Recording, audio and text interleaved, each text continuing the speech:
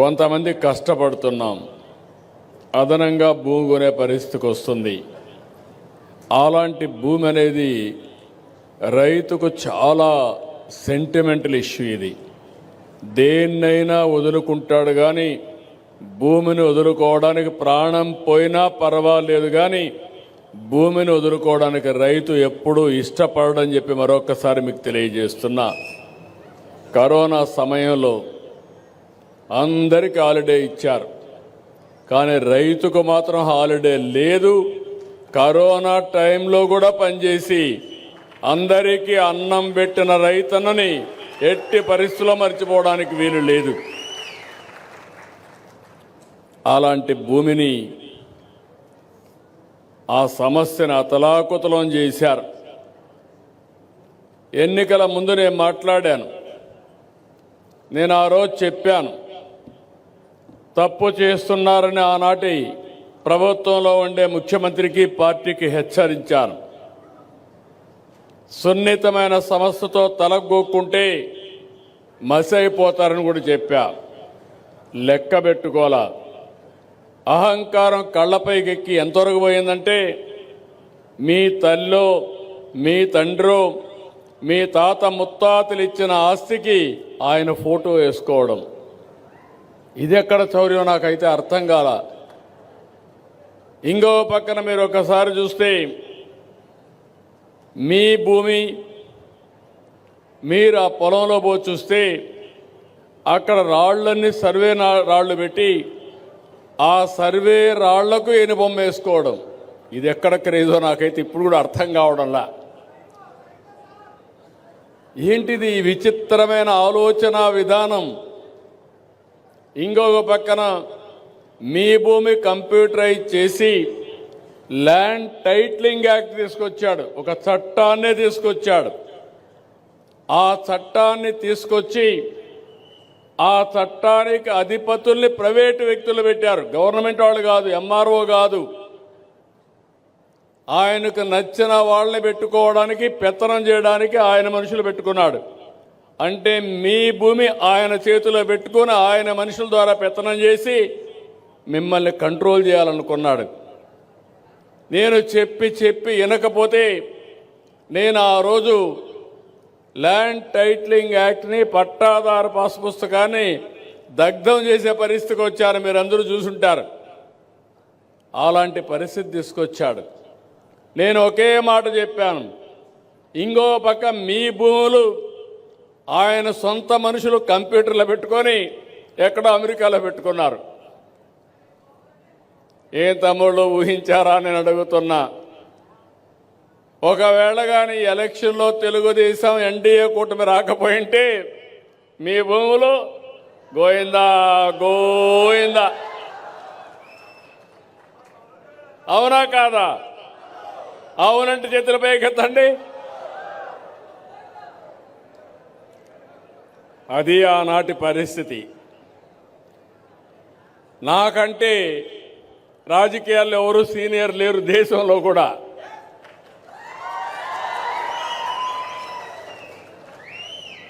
నేను చాలామందిని చూశాను. నిన్న మొన్న వచ్చిన వాళ్ళు ఇంత ప్రమాదకరమైన ఆలోచనలు చేశారంటే చాలా బాధ కలుగుతుంది. నేను ఆ రోజు ఒక హామీ ఇచ్చాను, మీకు గట్టిగా చెప్పాను, మీ ఆస్తులు మీకు భద్రత ఇది ఉండాలి. మీ భూమి, మీ హక్కు వేరే వాళ్ళ ఫోటో ఉండడానికి వీలు లేదు. రాజముద్రతో మళ్ళీ మీకు పట్టాదారు పాస్ పుస్తకాలు ఇస్తానని చెప్పాను. అదే సమయంలో ల్యాండ్ టైటిలింగ్ యాక్ట్ రద్దు చేస్తానని చెప్పాను. రెండో సంతకం దాని మీదనే పెట్టాను. నేను మెగా డిఎస్సి పెట్టి రెండో సంతకం ల్యాండ్ టైటిలింగ్ యాక్ట్ రద్దు చేశాను. ఇంకొక విషయం కూడా ఇక్కడ మీరు గుర్తుపెట్టుకోవాలి. రైతుకు భూమి అనేది ఆస్తే కాదు, ఇది మీకు జీవనాధారం, మీ కుటుంబానికి భద్రత. మీ భవిష్యత్తుకు నమ్మకం. అది ఎకరా కావచ్చు, అర్ధ ఎకరా కావచ్చు, 5 సెంట్లు కావచ్చు, కనీసం ఇంటి జాగా కావచ్చు. అదే మీరు జీవితంగా ఒక నమ్మకంగా ఒక భరోసాగా పెట్టుకుంటారు. అందుకని ఆ రోజుల్లో మీరు చాలా బాధపడ్డారు. నేను కొన్ని ప్రదేశాలకు వెళ్ళాను. కొత్తగా 22A అని తీసుకొచ్చారు. మీ భూమి కానీ ఎవడైనా ఒక రౌడీ అడిగితే ఇవ్వకపోతే, రాజకీయ నాయకుడు అడిగితే ఇవ్వకపోతే దాని మీద 22A పెట్టేశారు. మీ భూమి గవర్నమెంట్ భూమి అయిపోయింది. మీరు కుయ్యో మొరో అంటే ఇనే నాదుడు లేడు. కడాన మీ బాధలు చూసిన తర్వాత నేను కూడా ఏమీ చేయలేని నిస్సహాయ స్థితికి పోయి నాలాంటి వాడిని ఏం చేశారో మీరు చూశారు, చట్టం లేకుండా. ఇంకా మీలాంటి వాళ్ళు ఒక లెక్క వీళ్ళకని అడుగుతున్నా. అందుకే ఎక్కడికక్కడ మీరు భయపడిపోయారు. సమయం వచ్చినప్పుడు చూసుకుందాం అనుకున్నారు. సమయం వచ్చింది, బ్యాలెట్ని బద్దలు కొట్టారు. 94% స్ట్రైక్ రేటుతో గెలిపించారు. అప్పటి నుంచి నేను ఆలోచించా. ఈరోజు ఈ విషయం మాట్లాడిన తర్వాత మిగిలిన విషయాలు మనం మాట్లాడుకుందాం. ఈరోజు మీరందరూ గుర్తుపెట్టుకోవాలి, ఈ యొక్క భూమి రికార్డులు ఆంధ్రప్రదేశ్లో, ఎందుకంటే నేను 9 ఏళ్ళు ముఖ్యమంత్రిగా ఉన్న సమైక్య ఆంధ్రప్రదేశ్కి, తెలంగాణలో రికార్డు చూశాను, ఇక్కడ రికార్డు చూశాను. ఇక్కడ బ్రిటిష్ పాలన, తెలంగాణలో నిజాం పాలన. ఈ 2 పరిపాలనలో తెలంగాణలో భూములు ఒకరి భూములు ఒకరికి ఇచ్చేసేవాళ్ళు.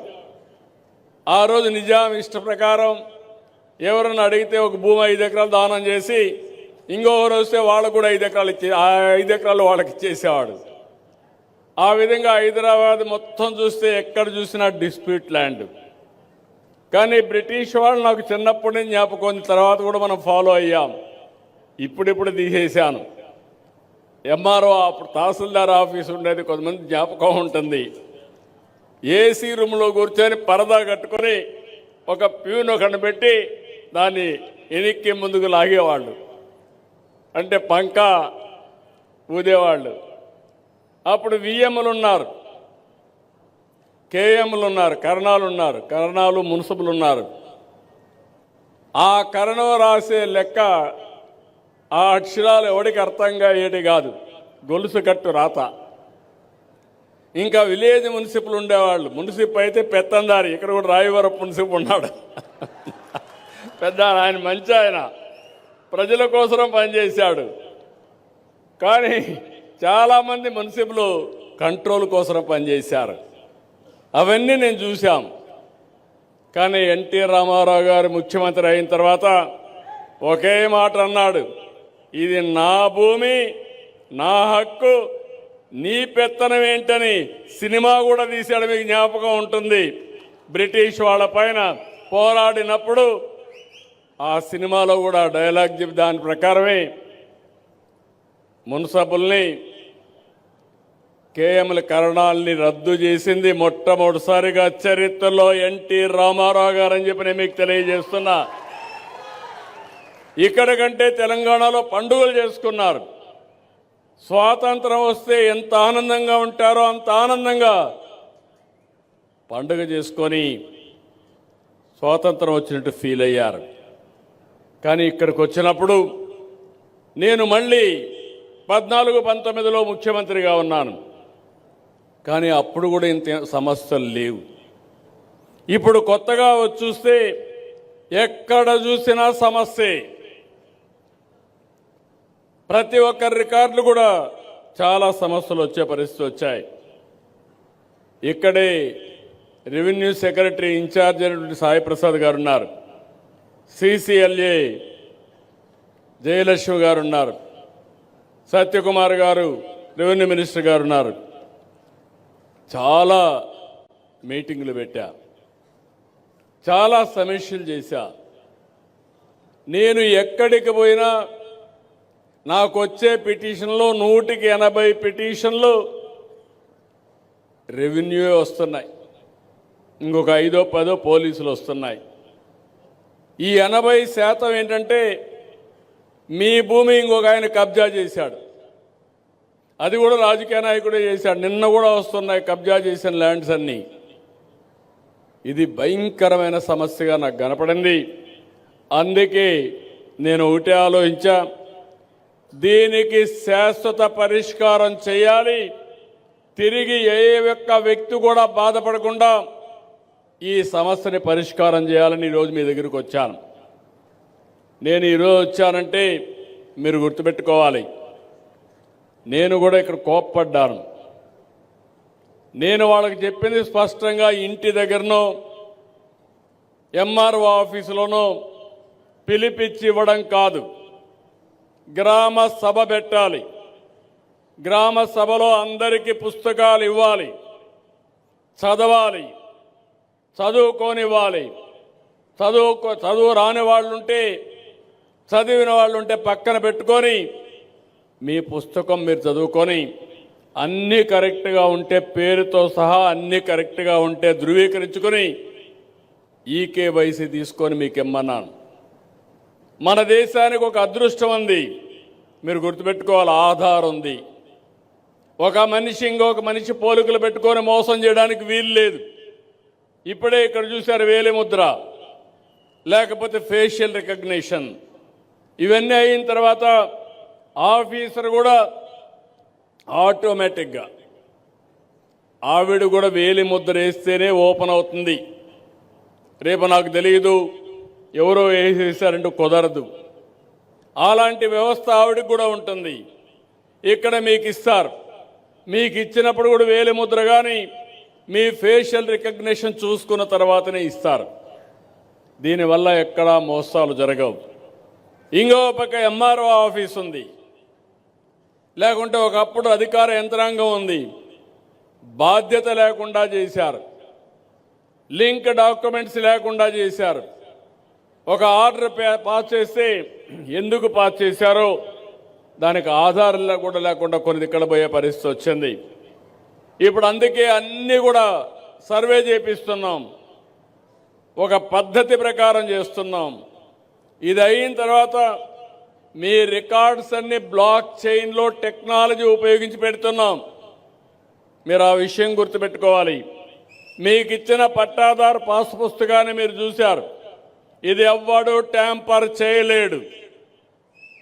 మీ పుస్తకాలు, మీ యొక్క డాక్యుమెంట్స్ ఎక్కడైతే ఎంఆర్ఓ ఆఫీసులో కంప్యూటర్లో క్లౌడ్లో ఉంటాయో దాన్ని కూడా ఎవ్వరు కూడా ట్యాంపర్ చేయలేరు. ప్రపంచంలోని best technology block chain technology, ఎలాంటి ట్యాంపర్ చేయడానికి వీలు లేకుండా ఉండే టెక్నాలజీ. ఎవడైనా ట్యాంపర్ చేసి పట్టుకొని మక్కలు ఎరగొట్టే టెక్నాలజీని ఇక్కడ ఇంప్లిమెంట్ చేస్తున్నామని చెప్పి కూడా నేను మీకు తెలియజేస్తున్నా. ఎవడు చేయకూడదు. అది వస్తే ఇంక మీకు ఇబ్బంది లేదు. ఈరోజు మీరు ఇక్కడ చూశారు, మీరు ఎక్కడైనా సరే స్కానింగ్ చేసి మీ పుస్తకంలో ఒకసారి ఆ స్కానింగ్ చేస్తే మీ భూమి మీ పేరుతో ఉందా లేదా అని ఆటోమేటిక్గా తెలిసిపోతుంది. ఎవరైనా మీకు డౌట్ ఉంటే ఖర్చు కూడా లేదు, ఫోన్ ఉంటే ఒకసారి స్కానింగ్ చేసుకొని చూసుకోండి. నిద్రపోయేటప్పుడు ఒకసారి చూడండి, నిద్ర లేచినప్పుడు ఒకసారి చూడండి. మీ భూమి మీ పేరుతో ఉందా లేదా ఒకసారి చెక్ చేసుకొని హాయిగా పడుకొని నిశ్చింతగా పడుకునే పరిస్థితి తేవాలనేది నా అభిమతం. అందుకనే ఈ కార్యక్రమానికి శ్రీకారం చుట్టాను. ఇంకో పక్కన మీరు అమెరికాలో ఉన్నా, ఇక్కడ మీ ఊర్లో ఉన్నా, మీ పొలానికి ఒకవేళ కానీ కొంతమందికి దారి తెలియకపోతే, బయట ఉండే మీ పిల్లలు తెలియకపోతే నేరుగా క్యూఆర్ కోడ్ పెట్టి గూగుల్ మ్యాప్లో నేరుగా నీ పొలం దగ్గరికి తీసుకుపోతుంది. ఆ బాధ కూడా లేదు. ఇప్పుడు ఇలాంటి ఫీచర్స్ అన్నీ పెట్టి క్యూఆర్ కోడ్ పెట్టాం. లింక్ డాక్యుమెంట్స్ కూడా బ్రిటిష్ వాళ్ళ పీరియడ్ నుంచి ఉండే లింక్ డాక్యుమెంట్స్ అన్నీ కూడా కలెక్ట్ చేస్తా. ఓసారి మనకు ఆర్కైవ్స్లో కొన్ని రికార్డ్స్ ఉంటాయి, అవి కూడా కంప్యూటరైజ్ చేస్తాం. అవన్నీ కూడా డేటా వేర్ హౌసింగ్లో పెడతాం. మిగిలిన రిలవెంట్ డాక్యుమెంట్స్ అన్ని క్లౌడ్లో పెడతాం. ఎప్పటికప్పుడు ఎలాంటి అవకతవకలు లేకుండా చేసే బాధ్యత మాదని నేను మీ అందరికీ హామీ ఇస్తున్నా. ఈరోజు మీరు ఒకసారి చూస్తే వీళ్ళు చేసిన పనికి మళ్ళా రీసర్వేలు చేసి 6,688 గ్రామాల్లో రీసర్వే పూర్తయింది.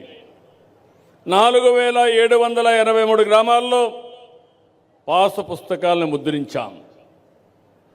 22,33,000 పాసు పుస్తకాలు సిద్ధంగా ఉన్నాయి. మండపేట నియోజకవర్గం 36,032 పాసు పుస్తకాలు పంపిణీ చేయాలని నిర్ణయించాం. తనిఖీలో కొన్ని లోపాలు కూడా వచ్చాయి జిల్లాలో. ఇవన్నీ చూస్తే 1,18,000 రాష్ట్రం మొత్తం 1,18,000 పాసు పుస్తకాల్లో లోపాలుంటే అవన్నీ కూడా సరిచేస్తున్నాం. నేను ఒకే ఆదేశం ఇచ్చాను, స్పష్టమైనటువంటి ప్రొసీజర్ ఇచ్చాను. ఇవన్నీ కూడా సర్వే అయిపోయిన తర్వాత మీ దగ్గరకు వచ్చి ఎక్కడ మీ భూమి ఏ పేరుతో ఉంది, ఏ జాయింట్ ఎల్ఎం ఉంది, ఒరిజినల్ సర్వే నెంబర్ ఎంత ఉంది, ఎన్ని జాగాల్లో డిఫరెంట్ ఎల్ఎంలు ఉన్నాయి, అవన్నీ కూడా తీసుకొస్తారు. అవి తీసుకొచ్చి మీ అందరికి కూడా ఒక ప్రూఫ్ ఆఫ్ కాన్సెప్ట్ కింద ఒక లెటర్ ఒకటి ఇచ్చి మీరు చదువుకొని ఇది కరెక్ట్గా ఉందంటే అది కూడా మీది కూడా మళ్ళీ ఈకేవైసీ కూడా తీసుకొని మీది కరెక్ట్గా ఉందంటే అవి ప్రింటింగ్ పంపిస్తారు. ప్రింటింగ్ పంపించిన తర్వాత మళ్ళీ ఆ ప్రింట్తో వస్తే పుస్తకాలు వస్తాయి, అవి కూడా మీ దగ్గర తీసుకొస్తారు. మళ్ళా చదివినిపిస్తారు. ఒకవేళ కానీ చదివిన దాంట్లో లోపాలుంటే ఆ పుస్తకం ఇవ్వడానికి వీలు లేదు. నేను ఈరోజు మీకు ఇస్తున్నానంటే నిన్నటి వరకు జరిగిన ట్రాన్స్ఫర్స్ అన్నీ కూడా రిజిస్ట్రేషన్స్ అన్నీ పరిగణలో తీసుకొని నాకు ఎంత డబ్బులైనా పర్వాలేదు లేటెస్ట్ పాస్బుక్ మీకు ఇచ్చే బాధ్యత ఈ ప్రభుత్వం తీసుకుంటామని మీ అందరికీ హామీ ఇస్తున్నా. దీనివల్ల మీకు ఒక భరోసా, ఒక భద్రత వచ్చే పరిస్థితి వస్తుంది. ఇంకో పక్క నేను ఒక కార్యక్రమానికి శ్రీకారం చుట్టా. సంవత్సరం కాల పరిమితి పెట్టుకున్నా. 12 నెలలు వీళ్ళకి టైం ఇచ్చాను. ప్రతి నెల 1వ తారీఖు పింఛన్లు ఇవ్వాలి. పేదల సేవలో కార్యక్రమం ఉంది.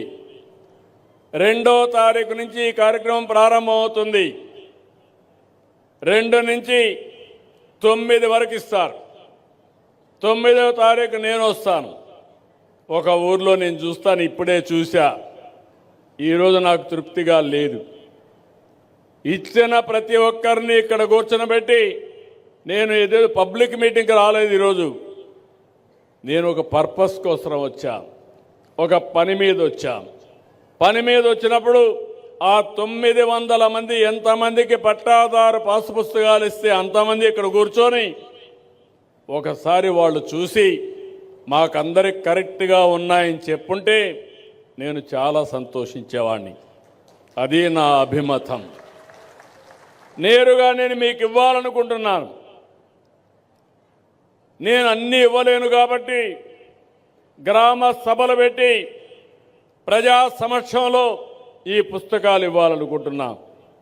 ₹1 అవినీతి లేకుండా, ₹1 లంచాలు లేకుండా, ఎవరి పెత్తనం లేకుండా మీ భూమి మీ హక్కు అది ఇచ్చే బాధ్యత నేను తీసుకోవాలని చెప్పి అనుకుంటున్నాను.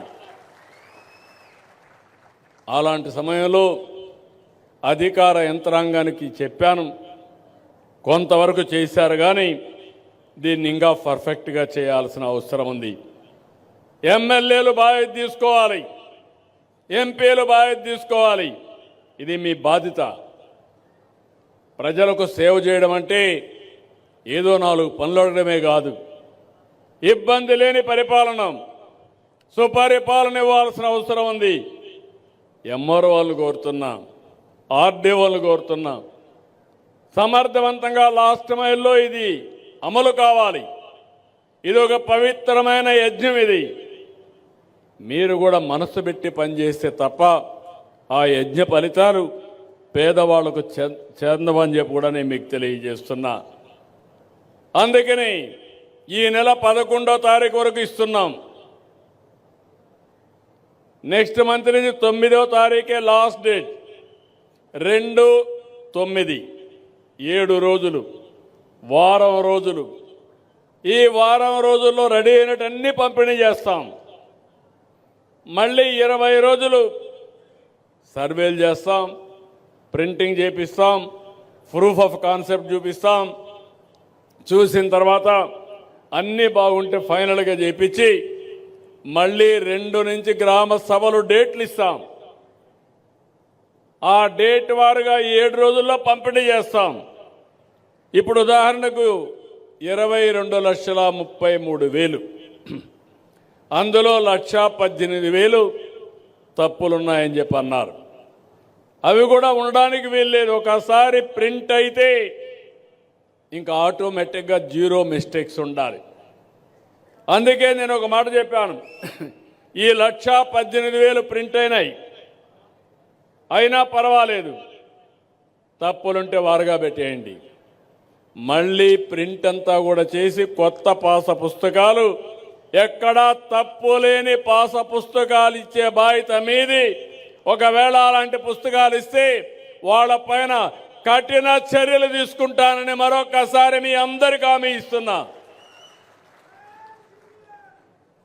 కాబట్టి మిమ్మల్ని నేను కోరేది, ఇలాంటి ఒక ఉదాత్తమైనటువంటి దీనికి నేను శ్రీకారం చుట్టాను.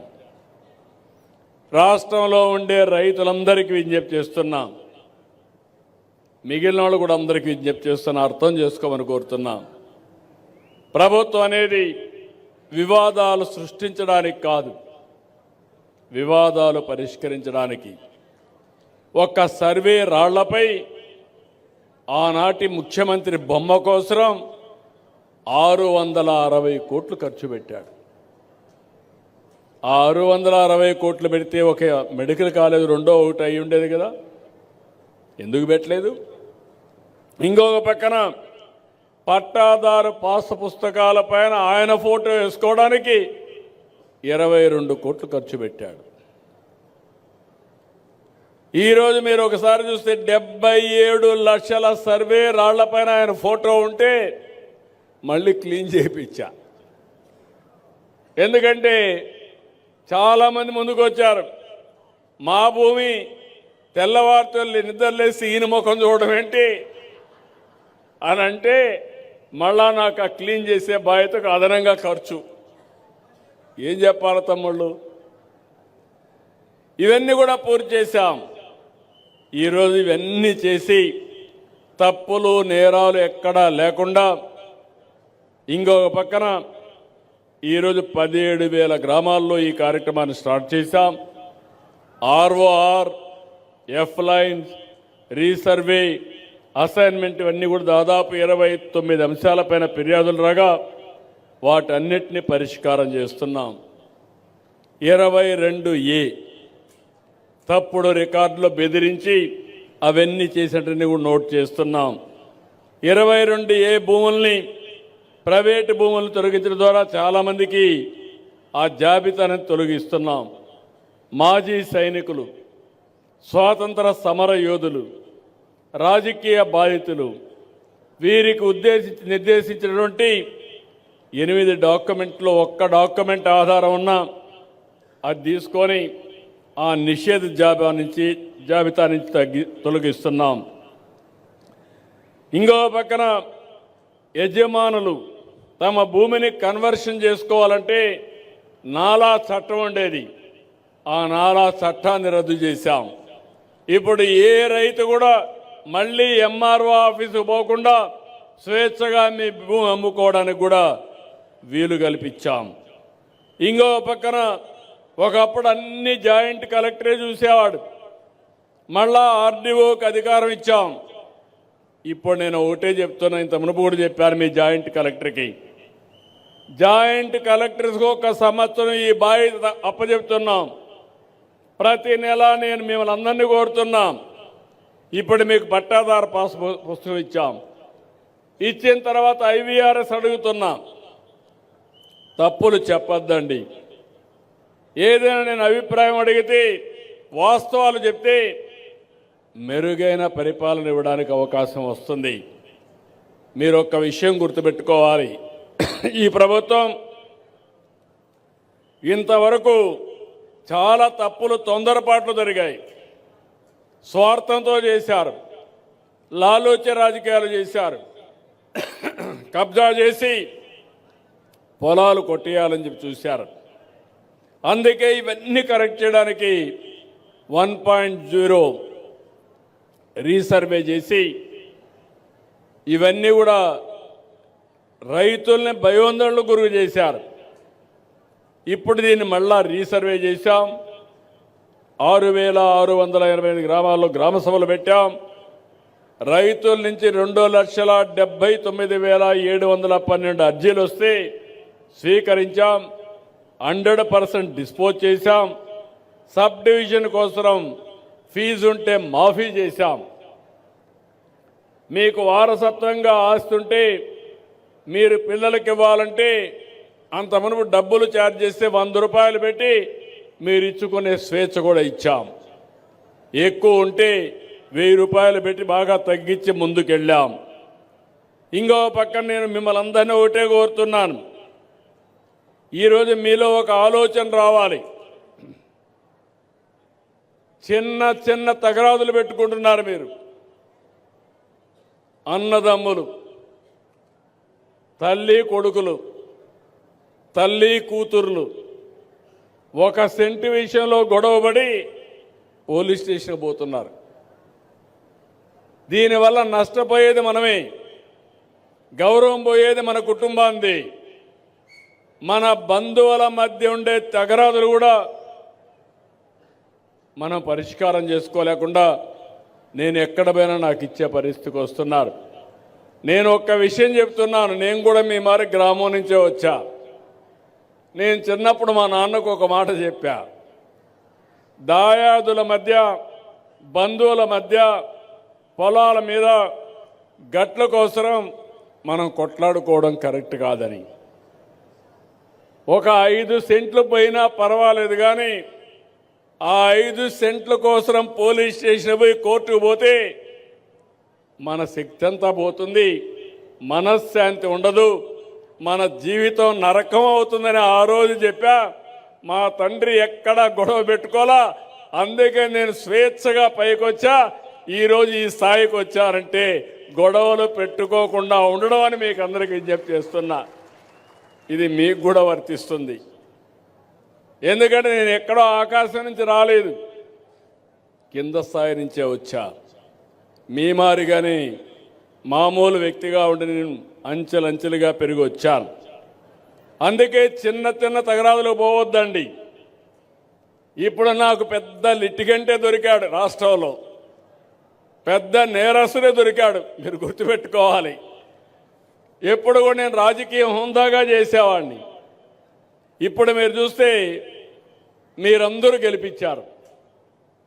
నేను ఒక హామీ ఇచ్చాను, ఆర్థిక ఇబ్బందులు ఉన్నాయి, సమస్యలు ఉన్నాయి, కానీ సూపర్ 6 ఇస్తానని చెప్పాను.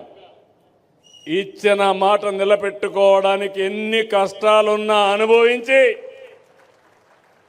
ఏం తమ్ముళ్ళు, ఏం ఆడబిడ్డలు మీరే చెప్పండి, సూపర్ 6 సూపర్ హిట్ చేశామా లేదా అని అడుగుతున్నా. 33,000 రూపాయలు సంవత్సరానికి, 4,000, 6,000, 10,000, 15,000 రూపాయలు పింఛన్ ఇస్తున్నా. ఎవరైనా ఇస్తున్నారా ఈ దేశంలో అని మిమ్మల్ని అడుగుతున్నా. ఉంటే చెప్పమని సవాలు విసురుతున్నా. ఇప్పటికే 50,000 కోట్ల రూపాయలు ఇచ్చాం. ఇప్పుడే రైతులున్నారు. అన్నదాత సుఖీభవ 2 ఇన్స్టాల్మెంట్లు ఇచ్చాం, ఇంకోటి కూడా ఇవాళ ఇస్తాను. ఇంకొక పక్క అన్నదాత పండించిన పంటకి మీరు ఇంత మునుపు ఎన్ని అవస్థలు పడేవాళ్ళు. ఇప్పుడు గిట్టుబాటు ధర ఇస్తానని చెప్పి ఎంఎస్పి కోసం 24 గంటల్లో మీ అకౌంట్లో డబ్బులు వేసామా లేదా అని మిమ్మల్ని అడుగుతున్నా. వేసామంటే గట్టిగా చప్పట్లు కూడా చెప్పండి. రాజకీయ నాయకులకు కావాల్సింది మీరు అభినందిస్తే అడిషనల్గా కిక్ వస్తుంది, మీరు నమ్ముతున్నారని ఇంకొంచెం పని ఎక్కువ చేస్తారు. అట్ట కాకుండా పని అయిపోయింది, ఆయన ఏమైతే నాకేంటి అని ఉంటే తప్పుడు ప్రచారం చేసే వ్యక్తులకి మీరు ఆస్కారం ఇచ్చినట్టు అవుతుంది. తప్పుడు వ్యక్తుల్ని ఖండించి మంచిని ప్రోత్సహిస్తే మనకు మన కుటుంబానికి మంచి జరుగుతుంది. ఆ విషయం మీరు గుర్తుపెట్టుకోవాలి. తల్లికి వందనం చెప్పాం, ఎంతమంది పిల్లలుంటే అంతమందికి ఇస్తా అన్నాం. ఈరోజు గర్వంగా చెప్పగలుగుతున్నా, 7 మంది పిల్లలుంటే 1,05,000 రూపాయలు 7 మందికి ఆ తల్లి అకౌంట్లో వేసామా లేదా? 3 గ్యాస్ సిలిండర్లు ఉచితంగా ఇస్తానన్నా, ఇచ్చామా లేదా? ఆడబిడ్డలు చెప్పండి మీరే. ఇంకో పక్కన స్త్రీ శక్తి ఉచిత ప్రయాణ సౌకర్యం, ఫ్రీగా తిరగాలంటే ఆడబిడ్డలు మొత్తం ఎక్కడ తిరగాలన్నా తిరిగే సౌకర్యాన్ని ఏర్పాటు చేశాం. అంటే ఇవే కాకుండా ఆటో డ్రైవర్లకు ఇచ్చాం, మత్స్యకారుల సేవలో కార్యక్రమాన్ని ఇచ్చాం. ఇలాంటి కార్యక్రమాలు చేనేత కార్మికులకి రాయితీ కింద కరెంట్ ఇస్తున్నాం, ఇవన్నీ చేశాం. ఈరోజు ఒక పక్కన సూపర్ 6 సంక్షేమ కార్యక్రమాలకు పెద్దపీట వేశాం. ఇంకో పక్కన స్పీడ్ ఆఫ్ డూయింగ్ బిజినెస్ అనే పేరు పెట్టి పెద్ద ఎత్తున పెట్టుబడులు ఆకర్షించాం. నేను మెగా డిఎస్సి పెడతా అన్నాను, ఎన్నో ఇబ్బందులు కలిగించారు. కోర్టులకు వెళ్ళారు, సుప్రీంకోర్టు వరకు వెళ్ళారు. అన్ని క్లియర్ చేసి సంవత్సరం లోపల ఏదైతే మెగా డిఎస్సి పెట్టి ఉద్యోగాలు ఇచ్చిన పార్టీ ఎన్డీఏ అని చెప్పి కూడా నేను మీకు తెలియజేస్తున్నా. మొన్ననే 6,500 మంది పోలీస్ కానిస్టేబుల్ని రిక్రూట్ చేశాం. ఇప్పటి వరకు దగ్గర ప్రైవేటు వ్యవస్థలో ఒక 4-5 లక్షల మందికి ఉపాధి కల్పించాం. నిన్న మొన్న మీరు చూశారు, దేశంలో వచ్చిన పెట్టుబడుల్లో 25.3% మన రాష్ట్రానికి వచ్చాయంటే అది ఇక్కడుండే ఎన్డీఏ ప్రభుత్వం యొక్క సామర్థ్యత అని మీ అందరికీ విజ్ఞప్తి చేస్తున్నా. నేను కానీ మిత్రుడు పవన్ కళ్యాణ్ గారు కానీ, ఇంకో పక్క బీజేపీ అధినేత ప్రధానమంత్రి నరేంద్ర మోడీ గారు, ఈ 3 కూడా మీరు చూస్తే ఇది డబల్ ఇంజిన్ సర్కారే కాదు, 3 ఇంజిన్ బుల్లెట్ ట్రైన్. ఇది దూసుకెళ్తున్నాం, టెక్నాలజీ బుల్లెట్ ట్రైన్.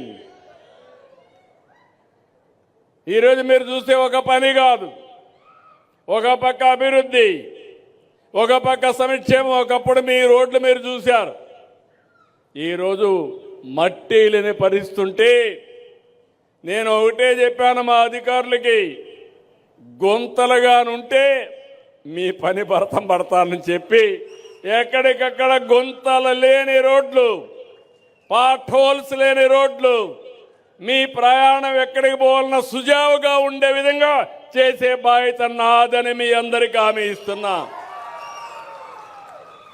నిన్ననే రోడ్లు వేయడంలో పుట్టపర్తి జిల్లాలో గిన్నీస్ రికార్డ్. 2 రోజుల్లో 40 కిలోమీటర్ రోడ్డు వేశారు, రాత్రి మగుళ్ళలో పనిచేశారు.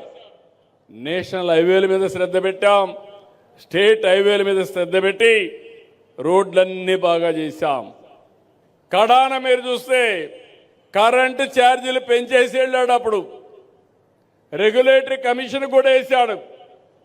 ట్రూ అప్ ఛార్జెస్ అని పెట్టాడు. నేను చెప్పా ఇంక పెంచే పని లేదు.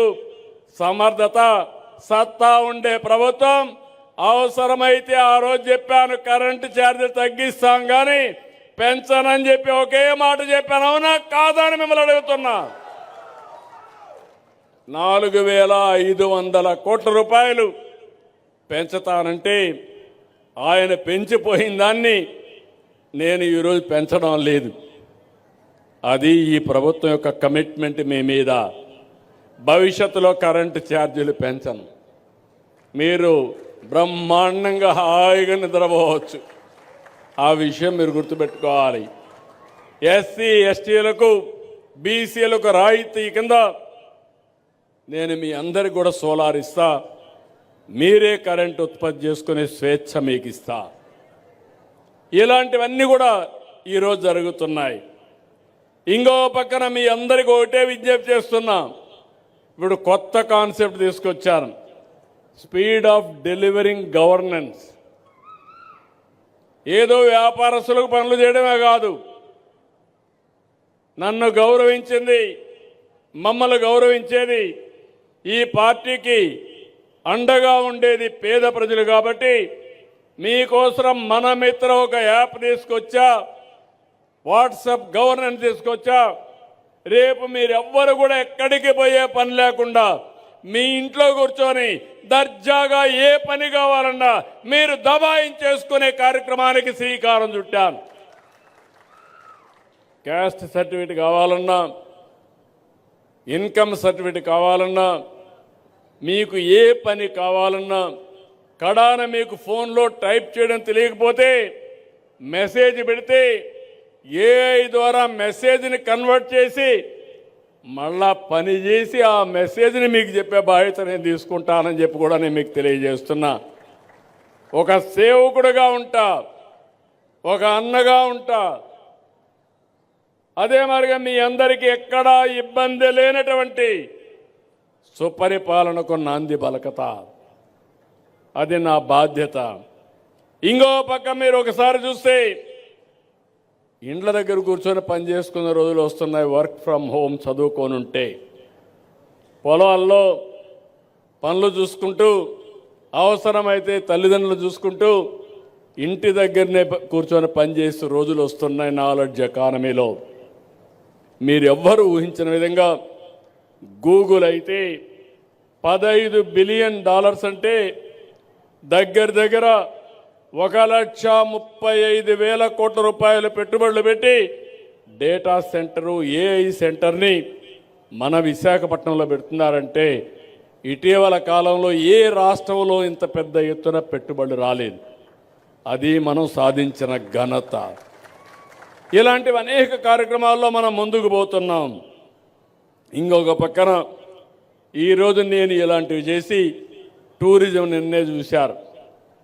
విజయవాడలో అమరావతిలో ఆవకాయ అమరావతి ఫెస్టివల్స్ ప్రారంభించాం. ఇక్కడే వస్తే మీరందరూ అడిగారు. ఇక్కడికి వచ్చినప్పుడు జగ్గన్న తోట ప్రబల తీర్థం. ఇది శతాబ్దాలుగా కోనసీమ ప్రజల భక్తి విశ్వాసాలు గౌరవిస్తూ జగ్గన్నపేట ప్రబల తీర్థాన్ని రాష్ట్ర పండుగగా జరపాలని నిర్ణయించాను. నిన్నే కేబినెట్లో నిర్ణయించాను. ఇది ఒక పండుగే కాదు, 400 సంవత్సరాల నుంచి వారసత్వంగా వస్తున్నటువంటి ఆధ్యాత్మిక సాంస్కృతిక ఉద్యమం. ప్రతి ఏటా కనుమ పండుగ. నిన్నటి వరకు న్యూ ఇయర్ అయింది. రేపు సంక్రాంతి వస్తూ ఉంది. సంక్రాంతి కన్క్లూడింగ్ ఫంక్షన్ కింద మనం కనుమ చేసుకుంటాం. అందులో ఈ ప్రాంతంలో అయితే గోదావరి జిల్లాలు అనగానే గుర్తొచ్చేది కోడి పందాలు. అయితే ఒకటే కోరుతున్నా, జోదాలు వద్దు. మనకు ఒక మెంటాలిటీ కూడా ఉంది. జాక్ పాట్ ఎప్పుడు వేస్తూ ఉంటాం. దానివల్ల నష్టాలు కూడా జరుగుతున్నాయి. మన ఆలోచన విధానంలో పాజిటివ్గా ఆలోచించుకొని మన వారసత్వాన్ని పరిరక్షించుకుందాం. కానీ మన వారసత్వాన్ని బలహీన చేసుకొని జోదాలు అడిగే పరిస్థితి వస్తే అది మంచిది కాదు. కోడి పందాలు చూద్దాం, వినోదం కింద చూద్దాం, కానీ జోదం కింద కాదని మరొకసారి మీ అందరికీ విజ్ఞప్తి చేస్తున్నా. ఇక్కడికి వస్తే జగ్గన్న తోట మనం చూస్తే శివుని 11 రూపాలైన ఏకాదశ రుద్రులు ఒకే చోట దర్శనం ఇవ్వడం దేశంలోనే అరుదైన సందర్భం. వాడపల్లి విశ్వేశ్వర ప్రభలు, కాట్రేనికోన మహేశ్వర ప్రభలు, భీమవరం త్రయంబక ప్రభలు, నల్లజర్ల త్రిపురాంతక ప్రభలు, నేదునూరు శ్రీకంఠ ప్రభలు, ముమ్మడివరం కాళాగ్ని రుద్ర ప్రభలు, మొగల్తూర్ నీలకంఠ ప్రభలు, పాలకొల్లు మృత్యుంజయ ప్రభలు, గంగాలకురువు అగ్రహారం సర్వేశ్వర ప్రభలు, గంగాలకురువు సదాశివ ప్రభలు, పుల్లేటి కుర్రు శ్రీముఖేశ్వర ప్రభలు. అంటే 11 రూపాలైనటువంటి ఇవన్నీ కూడా 11 పురాతన శైవ ఆలయాల నుంచి వచ్చే ప్రభలు ఒకే వేదిక పైన కొలువివ్వడం ఈ ఫంక్షన్ ప్రత్యేకత. ఇది ఒక వారసత్వం. ఇది కూడా ప్రభలు మోసుకుంటూ భక్తితో కౌశిక నది దాటి ఊరేగింపుగా మహా అద్భుతంగా వచ్చి దగ్గర మీరు చూస్తే ఇది ఒక ఆచారం కింద కాకుండా శివభక్తి, ప్రకృతి, ప్రజల మధ్య ఉన్న బంధానికి ప్రతీక. ఇది ఆలయాల గ్రామాల ఐక్యతకు నిదర్శనం అని చెప్పి నేను మీకు తెలియజేస్తున్నా. ఇలాంటి అరుదైన ఏకాదశ రుద్రులు సాంప్రదాయాన్ని రాష్ట్ర పండుగ గుర్తించడం ఇది ఒక చరిత్ర. ఎంతో ఆనందం. దగ్గర 5 లక్షల మంది ఈ కార్యక్రమానికి వస్తున్నారు. అలాంటి కార్యక్రమాన్ని బ్రహ్మాండంగా జయప్రదం చేసి భవిష్యత్తులో ఈ ప్రాంత వారసత్వాన్ని కాపాడతామని మరొక్కసారి మీకు తెలియజేస్తున్నా. అదే సమయంలో మీ అందరికీ ఒక అప్పీల్ కూడా చేస్తున్నా. మనం అందరం కూడా చరిత్రలో నరకాసురుడిని వధిస్తే ఇప్పుడు ఏం చేస్తున్నారు? దీపావళి జరుపుకుంటున్నాం, అవునా కాదా? ఎందుకు అని నేను అడుగుతున్నా మిమ్మల్ని. దేనికోసరం పంపించావు సరే, కానీ ఎవ్రీ ఇయర్ మనం దీపావళి జరుపుకుంటున్నాం. నరకాసురుణ్ణి గుర్తుపెట్టుకొని మళ్ళీ అలాంటి నరకాసురుడి పాలన రాకూడదని, నరకాసురుడు రాకూడదని, మంచికి చెడుకు వ్యత్యాసాన్ని బేరీ చేయడానికి దీపావళి రోజున నరకాసురుడు తలుచుకొని అది చెడు అని ఖండిస్తున్నాం. అది మన సాంప్రదాయం, మనకొచ్చిన వారసత్వం. మన పండుగలన్నిట్లో కూడా కొన్ని మీనింగ్లు ఉన్నాయి, మీరు గుర్తుపెట్టుకోవాలి. సంక్రాంతి చేస్తున్నాం, నేను అడుగుతున్నా, కొత్తగా పంటలన్నీ వస్తాయి. సంక్రాంతి అనగానే పిండి వంటలు, కొత్తగా వచ్చిన పంటలతో పిండి వంటలు చేసి మన బంధువులందరినీ పిలిపించుకొని ఆనందంగా ఊర్లో జరుపుకునే పండుగ. ఇంకో పక్క భోగి పండుగ చేసుకుంటున్నాం. భోగి పండుగ ఎందుకు చేసుకుంటున్నాం? చిన్నప్పటి నుంచి చూసేవాడిని. పాత వస్తువులన్నీ భోగిలో వేసి భోగి కాల్చి ఆ నీటితో స్నానం చేస్తే మంచి జరుగుతుంది, శుభం జరుగుతుందని చెప్పి మన సాంప్రదాయం. పశువుల పండుగ చేస్తాం, మన పశువుల్ని పూజిస్తాం. అంటే దేనికి పూజిస్తాం? ఆ పశువులు మన ఆస్తి. మనకు పనులు చేయడానికి ఒకప్పుడైతే ఎద్దులే, ఇప్పుడు ట్రాక్టర్లు వచ్చాయి. కానీ ఇప్పుడు పాలు ఇచ్చే పరిస్థితి వచ్చింది. ఇంకో పక్కన ప్రకృతి కోసం కనుమ పండుగ చేసుకుంటాం. ప్రకృతిని ఆరాధించడం మన సాంప్రదాయం. నేను అందుకనే ఒకప్పుడు గోదావరి ఫెస్టివల్లో అఖండ హారతి ప్రారంభించా. నా అదృష్టం మూడవసారి మళ్ళా గోదావరి ఫెస్టివల్ పుష్కరాలను నేనే నిర్వహిస్తున్నా. సమైక్య ఆంధ్రప్రదేశ్లో 12 ఏళ్లకు ఒకసారి గోదావరి పుష్కరాలు వస్తాయి. అప్పుడు నేనే ముఖ్యమంత్రి. మొన్న గోదావరి పుష్కరాలు 14 తర్వాత వస్తే అప్పుడు నేనే ముఖ్యమంత్రి. ఇప్పుడు మూడోసారి పుష్కరాలు వస్తే మళ్ళా ముఖ్యమంత్రిగానే పుష్కరాలు చేస్తున్నాం. ఇది చూసినప్పుడు ఒక సంతోషం. ఎందుకంటే నేను కొత్త సాంప్రదాయానికి శ్రీకారం చుట్టాను. రేపు మార్చి లోపల పోలవరం పూర్తి చేసి జాతికి అంకితం చేసే బాధ్యత తీసుకుంటాం. ఇది ఒక చరిత్ర, మామూలు చరిత్ర కాదు. నా జీవిత ఆశయంగా పెట్టుకున్నాం.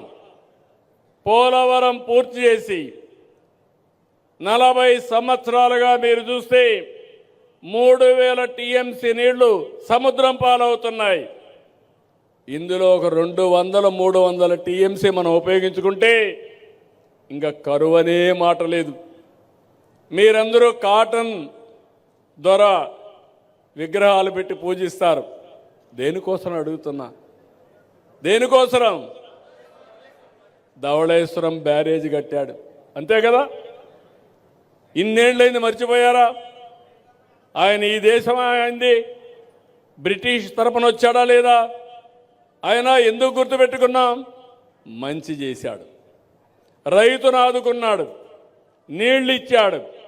మంచి చేసిన వాడు ఏ దేశమైనా గౌరవించాలనేది మన సాంప్రదాయం. అవునా కాదా అని మిమ్మల్ని అడుగుతున్నా. ఇప్పుడు నాకెంత ఆనందం అంటే, నేను పోలవరాన్ని ఒక యజ్ఞం మారిగా ప్రారంభించాను. సోమవారం పోలవరం చేసుకున్నా. 2019లో ఓడిపోకపోతే 2021లో పూర్తి అయిపోయేది. ఇప్పుడు ఏమైంది? పోలవరం గోదావరిలో ముంచేశారు. అప్పట్లో మళ్ళీ వచ్చాం.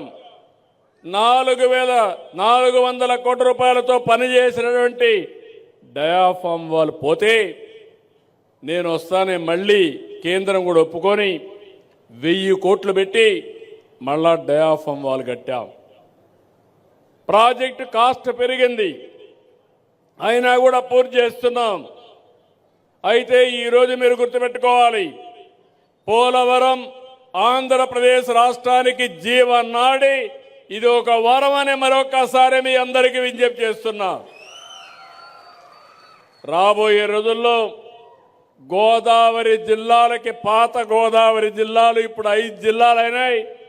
ఈ 5 జిల్లాల్లో ఎక్కడా నీటి ఎద్దడి లేకుండా చేసే బాధ్యత ఈ ప్రభుత్వానిదని మరొకసారి విజ్ఞప్తి చేస్తున్నా. నాకు ఎంత కమిట్మెంట్ అంటే,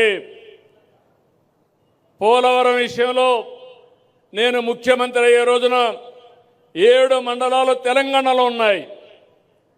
ఆ 7 మండలాలు తెలంగాణలో ఉండుంటే ఆనాటి ప్రభుత్వం ఒప్పుకోకపోతే పోలవరం కట్టే పరిస్థితి లేదు. నాకు ఐడియా ఉంది కాబట్టి ఆనాటి ప్రభుత్వం నరేంద్ర మోడీ గారు, రాజ్నాథ్ సింగ్ గారు, వెంకయ్యనాయుడు గారు ఉంటే నేను గట్టిగా చెప్పి, మీరు 7 మండలాలు కానీ ఇవ్వకుండా పోతే నేను ప్రమాణ స్వీకారం చేయను, నాకు ఈ ముఖ్యమంత్రి పదవి వద్దు, ముఖ్యమంత్రి పదవి తీసుకొని చెడ్డ పేరు తెచ్చుకోవడం కంటే ఈ రాష్ట్రం కోసం నేను త్యాగం చేస్తానని గట్టిగా చెప్పిన తర్వాత ప్రమాణ స్వీకారం చేసిన వెంటనే వాళ్ళు పార్లమెంట్ కూడా పెట్టకుండా 7 మండలాలు మనకిచ్చారు. అది ప్రారంభం. పోలవరం పూర్తి చేయడానికి శ్రీకారం. ఈరోజు మీరు ఒక్కసారి చూస్తే ఎన్ని ఇబ్బందులు కలిగించినా ఇక్కడే రామానాయుడు, అప్పుడు కాటన్ దొర చేస్తే ఇప్పుడు రామానాయుడు ఇక్కడ మంత్రిగా ఉండి ఆయన ఆధ్వర్యంలో ఈ ప్రాజెక్టు పూర్తవుతుంది.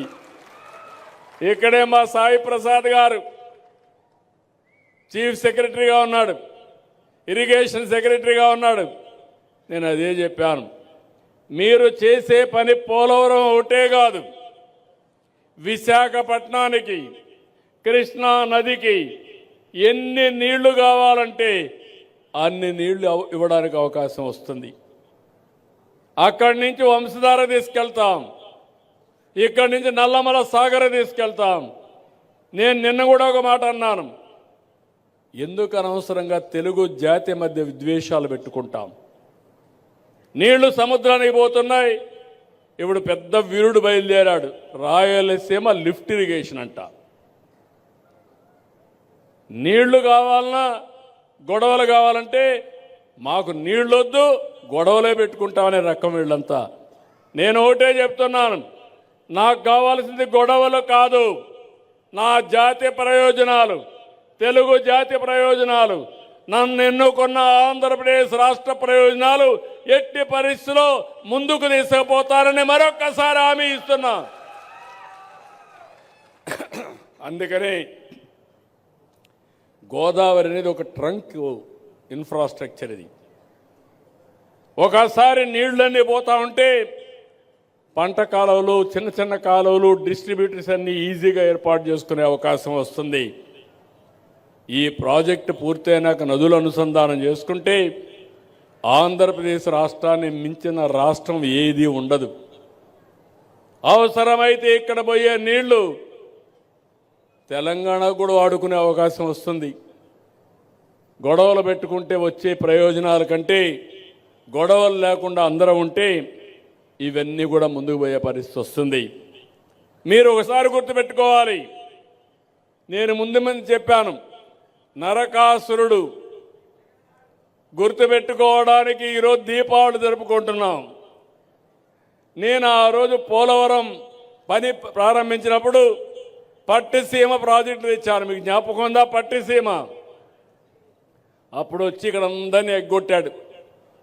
పట్టిసీమ వస్తే గోదావరి జిల్లాలు ఎడారైపోతాయన్నాడు.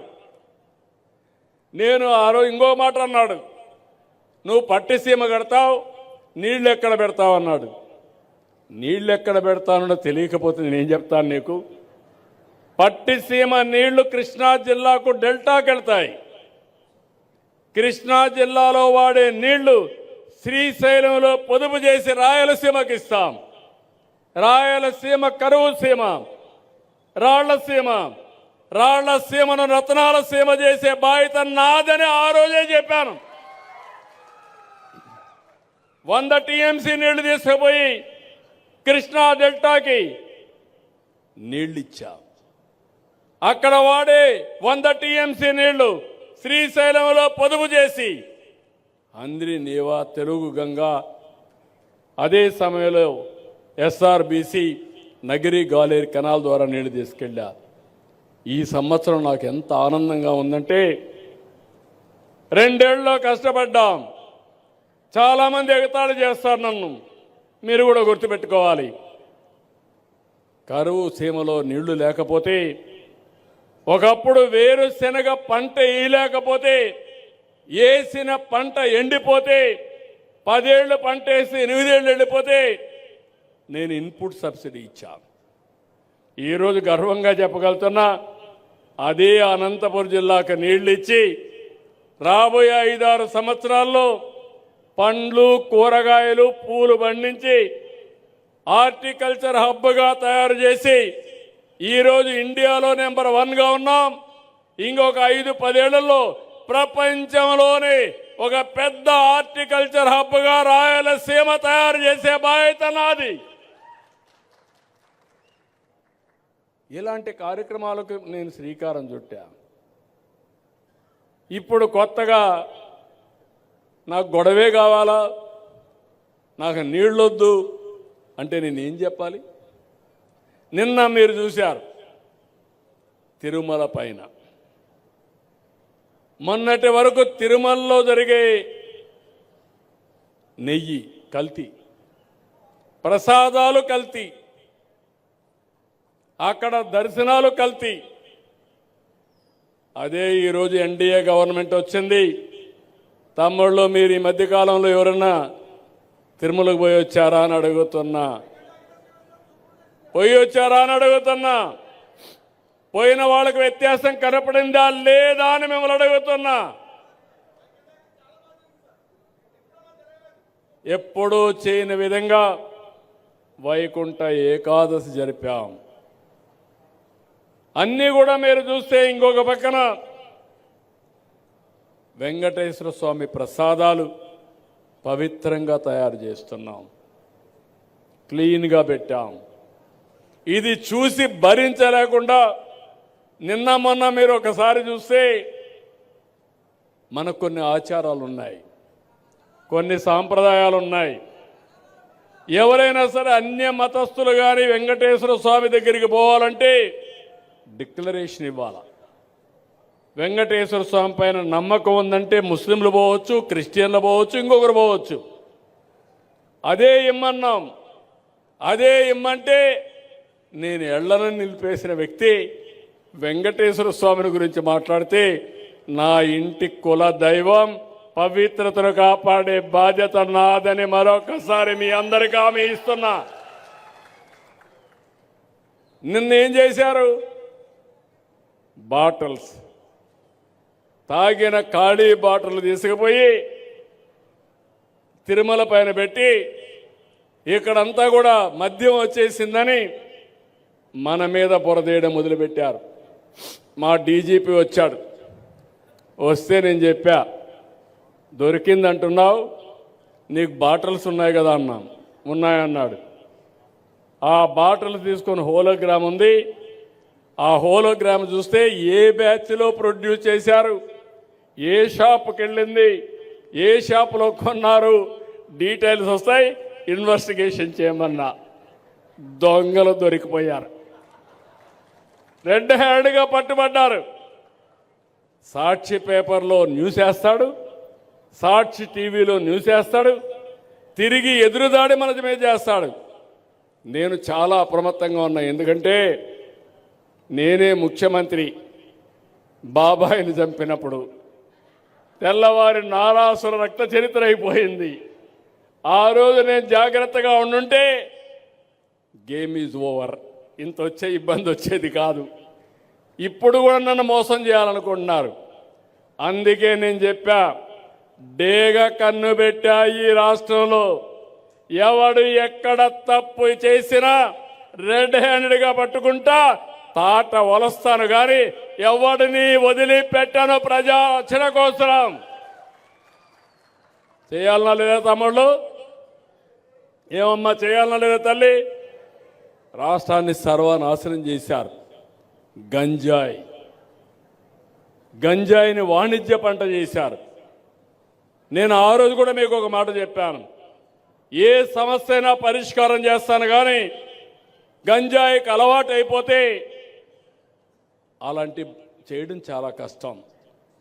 ఒకసారి అలవాటు అయిపోయిన మన పిల్లలు గంజాయి మానుకోలేరు. అది ఒక వ్యసనం, ఒక అబ్సెషన్. మనిషి ఏదైనా పోగొట్టుకున్నాడు కానీ ఆ సమయంలో అది తీసుకోకపోతే ఉండలేని పరిస్థితి వస్తాడు. అలాంటి రాష్ట్రాన్ని భ్రష్టు పట్టించి ఇప్పుడు నేను ఒకటే పెట్టాను, డేగ కన్ను పెట్టా. దాని మీద కూడా ఈగలను పెట్టి ఒక వ్యవస్థను పెట్టి మెర్సిలెస్గా కొడుతున్నా. నేను ఒక మాట చెప్పాను, మా ఆడబిడ్డల జోలికి ఎవడైనా వస్తే, మత్తులో కూడా నువ్వు అత్యాచారం కానీ ఇలాంటివి చేస్తే, అఘాయిత్యాలు చేస్తే అదే చివరి రోజు ఈ భూమి మీదని హెచ్చరించా, చేసి చూపిస్తున్నా. స్వేచ్ఛగా ఆడబిడ్డలు తిరిగే పరిస్థితి రావాలి. రౌడీలకు కూడా భయం ఉండాలి. ఇంకా రాబోయే రోజుల్లో ఇలాంటివన్నీ నేను ముందుకు చేసుకుంటా పోతే, ఈరోజు నిన్నే మీరు చూశారు ఇక్కడ ఎంత బాధాకరం అంటే, విశాఖపట్నంలో ఒక సుధాకర్, ఒక అడ్వకేట్, ఒక డాక్టర్ కోవిడ్ సమయంలో అడిగింది మాస్క్. దేనికోసం? సేఫ్టీ కోసం. నేను ట్రీట్మెంట్ ఇస్తాను, కష్టపడతాను, ఒక మాస్క్ ఇప్పించండి, వేసుకున్న మాస్కే వాడితే మన కోవిడ్ వచ్చే ప్రమాదం ఉంటుందని ఒక్క మాట అడిగితే ఈ నాయకులకు అహం వచ్చింది. అతని చిత్రహింసలు పెట్టారు, రోడ్డు మీద పడేశారు, సస్పెండ్ చేశారు, కడాన అతన్ని పిచ్చివాణి చేశారు. కడాన రోడ్డు మీద చనిపోయే పరిస్థితికి వస్తే నిన్ననే ఆయన కొడుక్కి క్యాబినెట్లో పెట్టి ఉద్యోగం ఇచ్చి ఆ కుటుంబానికి 1 కోటి రూపాయలు ఇచ్చాం. మీ పాపాలు కడగడానికి, మీరు చేసిన పాపాలకు నష్టపరిహారం ఇచ్చి మనిషిని తేలేను కానీ ఆ కుటుంబాలను ఆదుకోవడానికి ప్రయత్నం చేస్తున్నా. ఇలాంటివన్నీ ఎందుకు ఇక్కడ ఈస్ట్ గోదావరిలో చెప్తున్నానంటే 5 కోట్ల మంది ప్రజలకు అర్థం కావాలన్న ఆవేదన. నేను 24 గంటలు ఆలోచించేది ఏ ఒక్క వ్యక్తికి కూడా ఇబ్బంది లేకుండా ప్రతి ఒక్కరికి చేదోడుగా ఉండి మీ జీవితాల్లో మెలుగైన జీవన ప్రమాణాలు పెంచాలని ఒక పక్క సంక్షేమం, ఒక పక్క అభివృద్ధి, ఒక పక్క ఉపాధి, ఒక పక్క టెక్నాలజీ వాడి సుపరిపాలన. ఎందుకంటే నాకు ఎప్పుడు కూడా టెక్నాలజీ అనేది ఇప్పుడే కాదు 30 ఏళ్లుగా ఎవరైనా మాట్లాడతారంటే ఎక్కువ సమయం నేనే టెక్నాలజీ గురించి మాట్లాడతాను. దాని ఫలితాలు కూడా మీకు తీసుకొస్తున్నాను, మీరు గుర్తుపెట్టుకోవాలి. ఈరోజు మీ పుస్తకాలు ఉన్నాయి. నేను మళ్ళా వదిలిపెడితే ఎవరో ఎక్కడో ఒక ఆఫీసర్ తప్పు చేస్తే మళ్ళా కథ మొదటికి వస్తుంది. అందుకే ఇప్పుడు బ్లాక్ చైన్ టెక్నాలజీ పెడుతున్నాం. మా ఆఫీసర్లకు అందరికీ చాలా స్పష్టంగా చెప్పాను, ఇది నేను ఒక చరిత్ర సృష్టించాలనుకుంటున్నా. ఒక్క లిటిగేషన్ లేకుండా ఈరోజు నేను ఒక విషయం మిమ్మల్ని అడుగుతున్నా. ఈరోజు మీరు ఒకసారి చూస్తే మీరు షేర్ మార్కెట్లో డబ్బులు కడతారు, మీకేం సర్టిఫికెట్లు రావు, కంపెనీ మీ దగ్గరికి రాదు. సెన్సెక్స్ ఉంది, రేట్లు చూసుకుంటారు, అనలైజ్ చేస్తారు, ఏ కంపెనీ బాగుంటే ఆ కంపెనీలో పెడతారు. ఆటోమేటిక్గా ఆన్లైన్లో ట్రాన్సాక్షన్స్ అయిపోతాయి, అమ్మకాలు కొనుగోళ్లు అన్నీ కూడా ఆన్లైన్లో అయిపోతాయి. ఎందుకు మనం అలాంటి వ్యవస్థలు క్రియేట్ చేసుకోలేం? ఎందుకు పిల్లర్ టు పోల్ ఆఫీసర్ చుట్టూరు తిరగాలి? మొన్నటి వరకు మా వాళ్ళు అన్నారు, ఎవరైనా ఒక చిన్న పిటిషన్ పెట్టుకోవాలంటే గ్రామ సచివాలయం, ఇప్పుడు దాని పేరు కూడా మార్చా, స్వర్ణ కార్యాలయం పెట్టా, అక్కడికి పోవాలి. అక్కడ ఉండే ఒక ఆఫీసర్ కానీ మీ కాగితం తీసుకొని రిజిస్ట్రేషన్ చేయకపోతే రిజిస్ట్రేషన్ లేదు. ఇది ఎక్కడ చోద్యం? ఎందుకు పర్మిషన్ కావాలి? దేనికోసం పర్మిషను?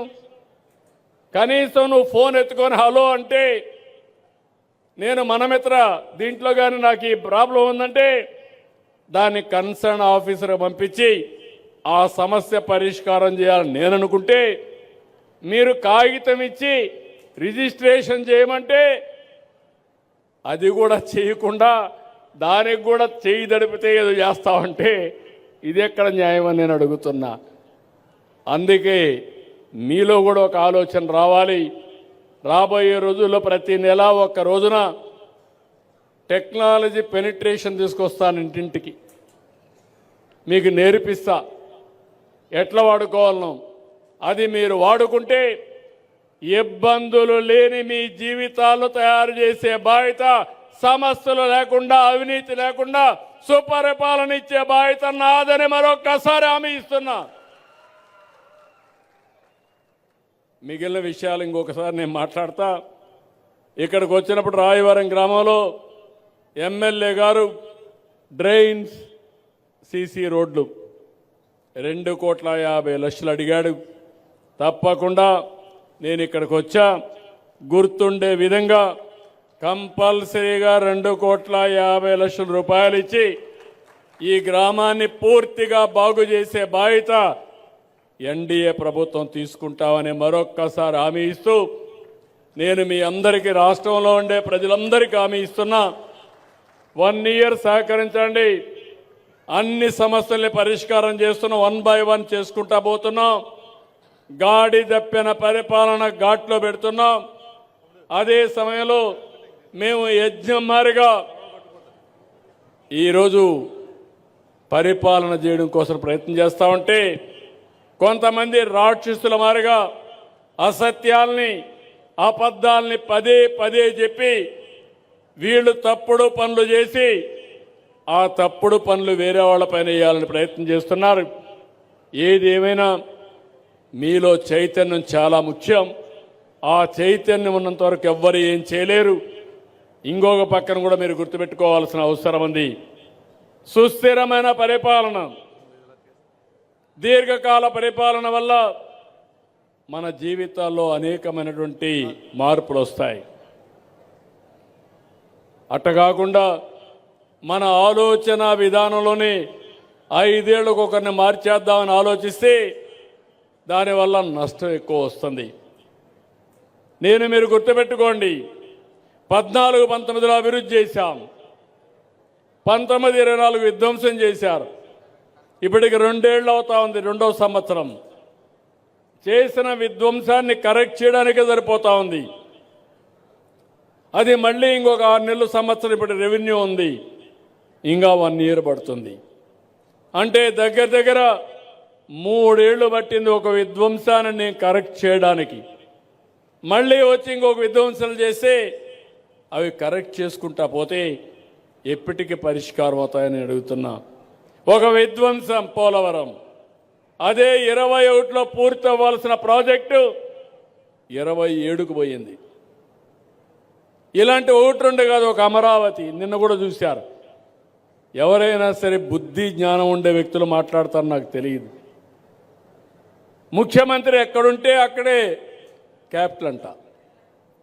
మొన్నటి వరకు 3 ముక్కలాట ఆడారు. అంటే 3 రాజధానులు అన్నారు. ప్రపంచంలో ఎక్కడా లేవన్నాం, కానీ వినలేదు. ప్రజలు గుణపాఠం చెప్పారు, ఎన్నో ఇబ్బందులు పెట్టారు. ఇప్పుడు మాట్లాడుతున్నాడు, ఎక్కడ రాజ్యాంగంలో రాజధాని పేరు లేదంట. ముఖ్యమంత్రి ఎక్కడ కూర్చొని పనిచేసి బెంగళూరులో కూర్చుంటే ఇడుపుల బాయికి పోతే అదే రాజధాని. అంటే ఏంటి చేదస్తో నాకైతే అర్థం కావడం లేదు. ఇప్పుడు అంటున్నాడు అది నది పక్కన వచ్చిందంట. రాజమండ్రి ఎక్కడుంది? విశాఖపట్నం ఎక్కడుంది? లండన్ ఎక్కడుంది? ఢిల్లీ ఎక్కడుంది? చెన్నై ఎక్కడుంది?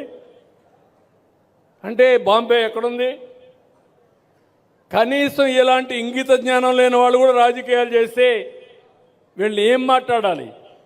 ఇంకో పక్క మెడికల్ కాలేజ్ గురించి మాట్లాడుతున్నాడు, బెదిరిస్తున్నాడు. పీపీపీ అంటే అర్థం కాదు. అంటే ఈరోజు రోడ్లెట్ వచ్చాయి, లేకపోతే నిన్న భోగాపురం ప్రాజెక్టు కట్టాం, భోగాపురం ప్రాజెక్టు అదే అని అంటాడు. మళ్ళా అది పూర్తి అవుతా ఉంది. అయితే అప్పుడు విధ్వంసం చేసి ఇప్పుడు పూర్తయితే పేరు ఎన్డీఏకి వస్తుందని అది కూడా నాదనే పరిస్థితికి వచ్చాడు.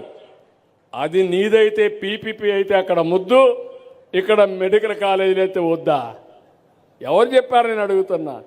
ఈ ప్రభుత్వం ఒకటే చెప్తున్నాను, ఎవరెన్ని చెప్పినా ఈరోజు ఈ ప్రభుత్వం పేదవాళ్ళ కోసం పనిచేసే ప్రభుత్వం, సంపద సృష్టించే ప్రభుత్వం, మీ జీవితాల్లో వెలుగిచ్చే ప్రభుత్వం. ఇది ఏమాత్రం ఆగదని మరొక్కసారి తెలియజేసుకుంటూ ఈరోజు ఒక హిస్టారికల్ కార్యక్రమానికి శ్రీకారం చుట్టాం.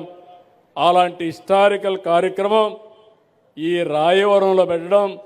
నాకు రాయవరం మున్సబ్ అయితే చాలా పరిచయం ఉంది. ఎన్టీఆర్తో అయితే చాలా అత్యంత ముఖ్యుడిగా ఉండేవాడు, అనేక సందర్భాల్లో వచ్చేవాడు. ఆయన నేను చూశాను. మనిషి ఒక నాయకుడు అంటే ఎంత పర్ఫెక్ట్గా ఉంటాడంటే రాయవరపు మున్సబ్ ఒక ఉదాహరణ అని చెప్పి నేను మీకు తెలియజేసుకుంటూ, అదే సమయంలో ఈరోజు మూలారెడ్డి విగ్రహం కూడా ఇక్కడ పెట్టాం. తెలుగు దేశం అంటే నమ్మకమే కాకుండా ఫౌండర్ మెంబర్గా ఉండి ఎన్ని ఇబ్బందులు వచ్చినా తెలుగుదేశం జెండా మోసిన ఏకైక వ్యక్తి మూలారెడ్డి గారు. ఆయనకు కూడా ఈరోజు దండేసే అవకాశం వచ్చింది, నివాళులర్పించే అవకాశం వచ్చింది. ఇవన్నీ జరిపిన దానికి మీ అందరినీ అభినందిస్తూ, మిమ్మల్ని చూస్తే ఇక్కడే ఉండాలనిపిస్తుంది. కానీ మళ్ళా కార్యకర్తల మీటింగ్ ఉంది, ఇంకా చాలా పనులు ఉన్నాయి. అందరికీ ధన్యవాదాలు. Thank you. ఇదొక చరిత్ర. ఈ చరిత్ర చిరస్థాయిగా ప్రజల సమస్యల్ని పరిష్కారం చేయడం కోసం ముందుకు తీసుకెళ్లాల్సిందిగా మిమ్మల్ని అందరినీ కోరుకుంటూ సహకరిస్తారని చెప్పి ఆశిస్తూ అందరికీ నమస్కారాలు. జై హింద్.